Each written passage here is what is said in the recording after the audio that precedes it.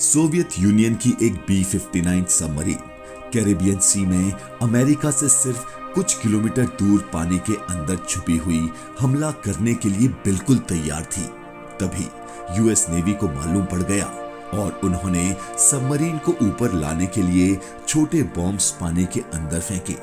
Soviet submarine, जिसका हजारों kilometre दूर हेडक्वार्टर से कंट्रोल भी टूट चुका था, उसके कैप्टन को लगा कि शायद जंग छिड़ गई है और अब न्यूक्लियर टॉर्पेडो मिसाइल फायर करने का वक्त आ चुका है।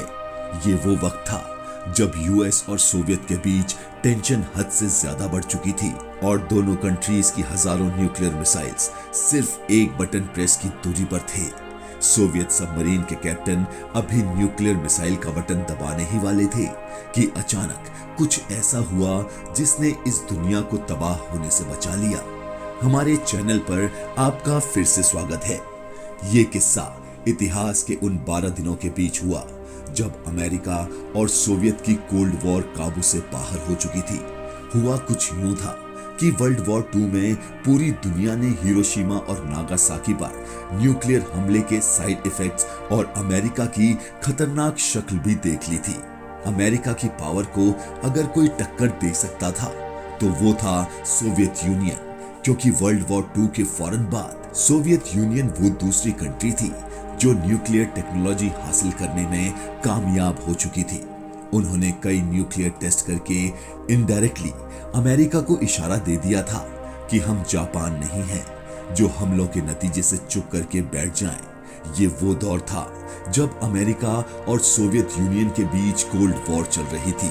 दोनों कंट्रीज एक दूसरे के खिलाफ अपने न्यूक्लियर वेपन को हर वक्त तैयार रखती थी, फिर चाहे हमला जमीन से करना हो, हवा से या फिर समुद्र से। दुनिया को अच्छी तरह मालूम था कि दोनों में से अगर किसी एक ने भी न्यूक्लियर अटैक में पहल की तो अगली कंट्री भी उसका जवाब न्यूक्लियर मिसाइल से देगी और इसके नतीजे में होने वाली तबाही जापान के न्यूक्लियर हमलों से काफी ज्यादा भयानक होगी। इतनी ज्यादा कि ऐसा माना जा रहा था कि शायद दुनिया में से इंसानों की 70% पॉपुलेशन खत्म हो जाएगी। इन हमलों को और ज्यादा इफेक्टिव बनाने के लिए अमेरिका और सोवियत बॉम्बर एयरक्राफ्ट हर वक्त हवा में रहते थे। उनकी न्यूक्लियर सबमरीन भी इंटरनेशनल वाटर में एक दूसरे से छुपकर सिर्फ एक इशारे का वेट करती थी। इसके अलावा अमेरिका ने अपने न्यूक्लियर वेपन्स टर्की और इटली में भी इंस्टॉल कर रखे थे, क्योंकि ये दोनों कंट्रीज नेटो अलायंस थी और सोवियत यूनियन के बॉर्डर से बहुत करीब भी थी। इससे अमेरिका की पोजीशन ज्यादा स्ट्रांग हो गई, क्योंकि यहां से सोवियत यूनियन के वेस्टर्न पार्ट को अटैक करना बहुत आसान होगा। पर जब ये खबर सोवियत यूनियन को मिली तो उन्होंने भी अपने न्यूक्लियर वेपन्स को अमेरिका के करीब इंस्टॉल करने का फैसला किया। इस काम के लिए सबसे बेस्ट स्पॉट और कोई नहीं बल्कि अमेरिका से सिर्फ 200 किलोमीटर साउथ ईस्ट में क्यूबा आइलैंड था। उस वक्त क्यूबा में प्रो कम्युनिस्ट गवर्नमेंट थी जो अमेरिका को किसी भी सूरत हजम नहीं हो रही थी। अमेरिका की नजर में क्यूबा सोवियत यूनियन का अलायंस था, क्योंकि सोवियत यूनियन ही असल में कम्युनिस्ट का गढ़ था। कम्युनिस्ट का मतलब है कि सारे बिजनेस गवर्नमेंट के कंट्रोल में रहेंगे और सबको उसका इक्वल हिस्सा मिलेगा, यानी समाज में अमीर गरीब जैसी क्लासेस नहीं बन पाएंगी। जबकि अमेरिका चाहता था कि पूरी दुनिया में कैपिटलिस्ट सिस्टम चले, एक तरह की फ्री मार्केट हो जो चाहे बिजनेस करे और अपना प्रॉफिट जनरेट करे। अमेरिका अपने बराबर में क्यूबा पर हमला करके वहां भी कैपिटलिस्ट लाना चाहता था, लेकिन क्यूबन प्रेसिडेंट फिडेल कैस्ट्रो को सोवियत यूनियन का सपोर्ट हासिल था, जो क्यूबा को वेपन्स भी सप्लाई किया करते थे। पर क्यूबा के साथ अच्छे रिलेशन बनाने की आड़ में सोवियत यूनियन कुछ और भी सोच रहा था।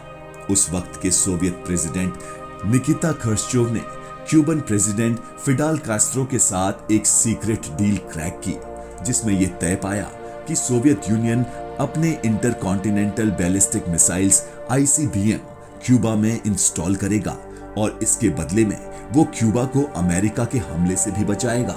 लेकिन इसका दूसरा फायदा ये था कि इस बहाने इस डील की किसी को कानो कान खबर तक नहीं पड़ी और सोवियत यूनियन ने टॉप सीक्रेट अंदाज में अपने आईसीबीएम क्यूबा की सोची हुई लोकेशंस पर इस्तेमाल करना शुरू कर दिए। पर यह खबर अफवाह बनकर पूरे अमेरिका में फैल चुकी थी। लोगों में डर फैल गया कि फ्लोरिडा से सिर्फ 200 किलोमीटर दूर क्यूबा में सोवियत न्यूक्लियर मिसाइल इंस्टॉल किए जा चुके हैं। व्हाइट हाउस ने इन तमाम खबरों की सभा की और 1962 में स्टेट एक्शन कैंपेन के दौरान उन लोगों को ये यकीन दिलाया कि ये तमाम खबरें बेबुनियाद हैं। पर इसकी सच्चाई जानने की खोज में यूएस एयरफोर्स के U-2 स्पाई प्लेन को इस्तेमाल किया गया। इस स्पाई प्लेन ने क्यूबा आइलैंड के ऊपर से तस्वीरें कैप्चर की। उसमें साफ साफ मीडियम रेंज R-12 और intermediate range R-14 missiles facilities को देखा गया। ये फोटोग्राफ्स इस बात को साबित करने के लिए काफी थी कि सोवियत यूनियन अमेरिका के साउथ ईस्ट पार्ट के खिलाफ घेरा बना चुका है।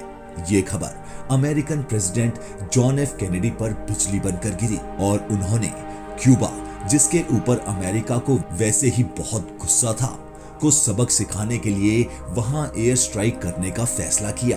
प्लान ये था कि एयर स्ट्राइक करके पहले सोवियत आईसीबीएमएस को डिस्ट्रॉय किया जाएगा और फिर फुल फोर्स के साथ क्यूबा पर कब्जा कर लिया जाएगा, जो कि काफी पहले से ड्यू था।